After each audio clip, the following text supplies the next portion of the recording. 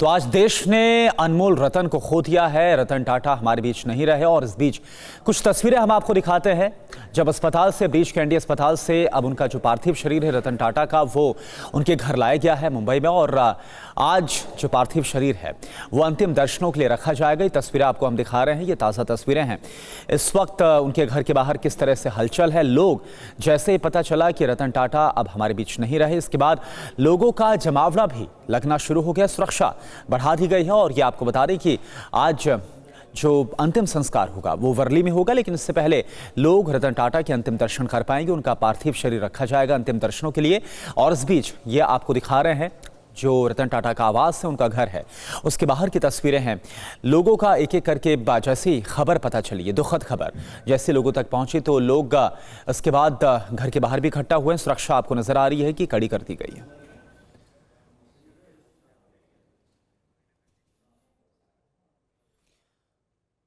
और साथ ही पीएम मोदी ने रतन टाटा के निधन पर दुख जताया है। रतन टाटा जी दूरदर्शी, कारोबारी, दयालु आत्मा थे, ये पीएम मोदी की तरफ से कहा गया।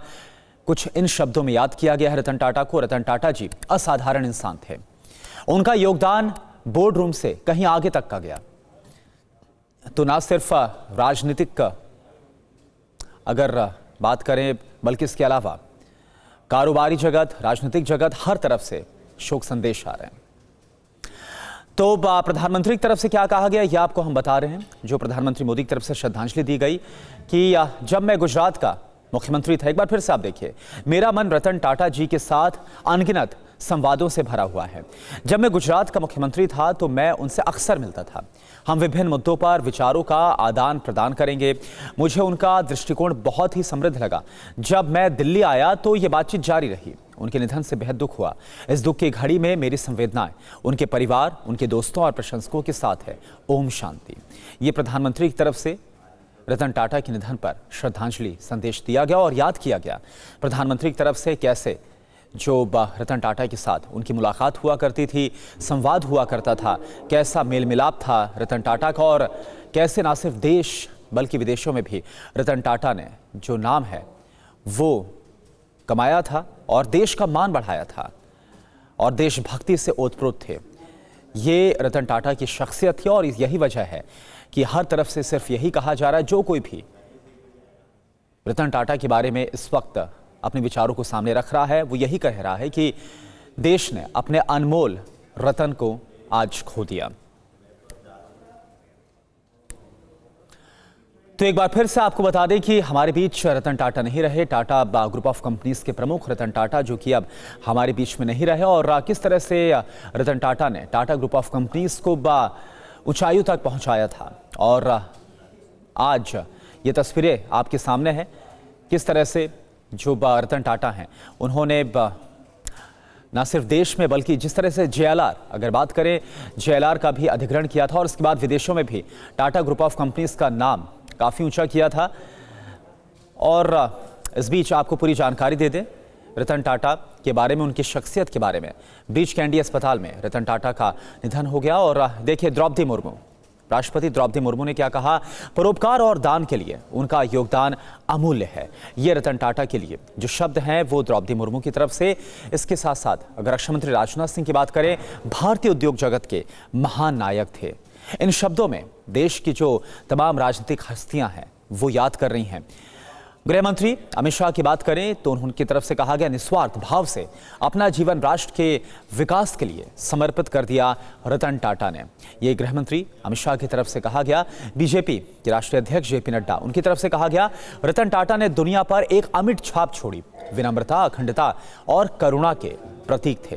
तो आज हर कोई अपने शब्दों में रतन टाटा को याद कर रहा है। केंद्रीय मंत्री नितिन गडकरी की बात करें, उनका जाना देश के लिए बहुत बड़ा दुख है। हमने दूरदर्शी और दयालु मार्गदर्शक को खो दिया है। तो ये वो शोक संदेश हैं जो इस वक्त हम आपको बता रहे हैं।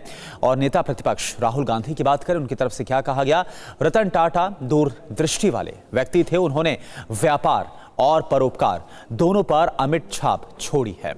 इसके साथ साथ कांग्रेस अध्यक्ष मल्लिकार्जुन खड़गे वो क्या बोल रहे हैं, रतन नवल टाटा के निधन से हमने भारत का एक अमूल्य पुत्र खो दिया है। ये कांग्रेस अध्यक्ष मल्लिकार्जुन खड़गे की तरफ से कहा गया। पश्चिम बंगाल की सीएम ममता बनर्जी की तरफ से जो विचार रखे गए, रतन टाटा का निधन व्यापार जगत और समाज के लिए अपूर्णीय क्षति है।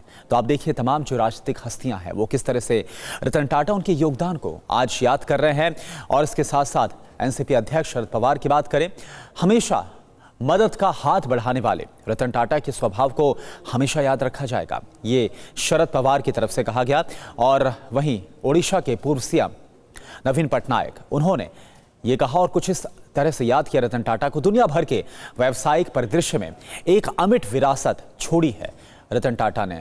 तो ये लगातार हम आपको बता रहे हैं कि किस तरह से जैसे ये खबर देश भर में फैली है, उसके बाद सभी की तरफ से अपने विचार रखे गए। महाराष्ट्र के सीएम एकनाथ शिंदे, उनकी तरफ से कहा गया, रतन जी टाटा नैतिकता और उद्यमशीलता के अपूर्व और आदर्श संगम थे। तो कुछ इन विचारों को जो सामने है वो रखा गया है। यूपी के सीएम योगी आदित्यनाथ, उनका यह कहना है कि उनका जाना उद्योग जगत के लिए एक अपूर्णीय क्षति है। वो सच्चे अर्थों में देश के रत्न थे। और वहीं महाराष्ट्र के डिप्टी सीएम देवेंद्र फडणवीस क्या बोलते हैं, रतन टाटा जी ने व्यापार से अधिक राष्ट्रीय और समाज के हित को व्यापक प्राथमिकता दी है। ये रतन टाटा के बारे में विचार रखे गए। और वहीं ओडिशा के सीएम मोहन मांझी की बात करें, उनकी तरफ से कहा गया कि रतन टाटा जी का भारत के विकास में अपार योगदान है, आने वाली पीढ़ियों को लगातार ये प्रेरित करेगा। तो रतन टाटा जो अब हमारे बीच में नहीं रहे, ब्रीच कैंडी अस्पताल में रतन टाटा ने अंतिम सांसें ली हैं, आखिरी सांसें ली है। बीते कुछ दिनों से रतन टाटा की सेहत ठीक नहीं चल रही थी। सोमवार को ये खबर आई कि रूटीन चेकअप के लिए रतन टाटा को ब्रीच कैंडी अस्पताल में एडमिट करवाया गया है। हालांकि इसके बाद खुद रतन टाटा ने एक्स पर पोस्ट किया और ये बताया कि कोई भी उनकी सेहत के बारे में कोई अफवाह ना फैलाए, वो बिल्कुल ठीक है। लेकिन आज देखिए ये खबर आई कि देर रात रतन टाटा का निधन हो गया है और अब जो उनका पार्थिव शरीर है वो उनके घर ले जाया गया है। और वहीं उद्योगपति गौतम अडानी, वो क्या बोलते हैं, भारत ने दिग्गज दूरदर्शी व्यक्ति को खो दिया है। ये गौतम अडानी की तरफ से कहा गया है।